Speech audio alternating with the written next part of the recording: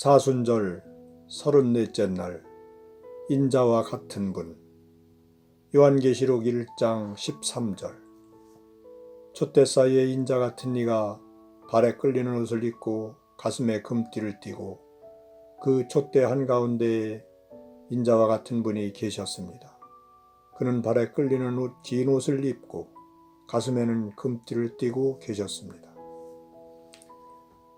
요한이 음성을 보려고 돌이켰을 때 요한은 7 금촛대 한가운데에서 인자와 같은 분을 봅니다. 여기서 7 촛대는 7 교회, 그리고 그 말씀을 듣는 모든 교회입니다. 오늘 우리 교회이기도 합니다. 여기 한가운데는 지나친 의역입니다. 헬라어로 엔 메소인데 직역하면 사이에서입니다. 한가운데는 고정적입니다. 사이에서는 7 교회를 두루 다니는 역동적인 모습을 나타냅니다. 요한이 돌이켰을 때 본 것은 인자와 같은 분이었습니다. 인자가 아니라 인자와 같은 분입니다. 인자는 다니엘서에 나오는 메시아 칭호입니다. 사람처럼 고난받기에 인자, 사람의 아들이라고 불렀습니다.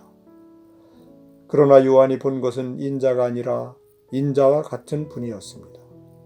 보통 메시아로서 인자를 쓸 때에는 관사호가 붙어 있는데 인자와 같은 분에는 관사가 붙어 있지 않습니다.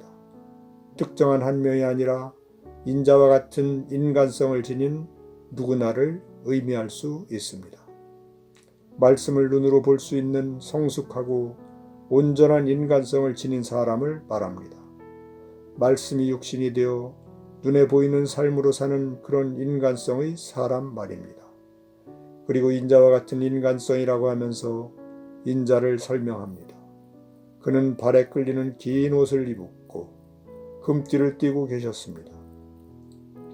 고대시대의 옷이나 띠는 신분을 나타냅니다. 발에 끌리는 긴 옷은 제사장을 나타냅니다. 가슴에 금띠는 왕을 나타냅니다.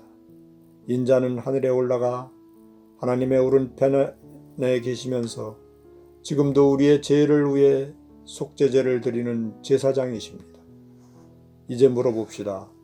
하나님의 아들 예수 그리스도는 세상을 구원하기 위해 이 땅에 오셨습니다. 그렇지만 과연 주님은 그 의무를 다하셨나요? 여기에 긍정적인 답을 할 수 있을까요? 예수님 이후 세상이 달라졌나요? 조금이라도 새로워졌나요? 대답이 쉽지 않을 것입니다. 그래서 인자와 같은 분입니다.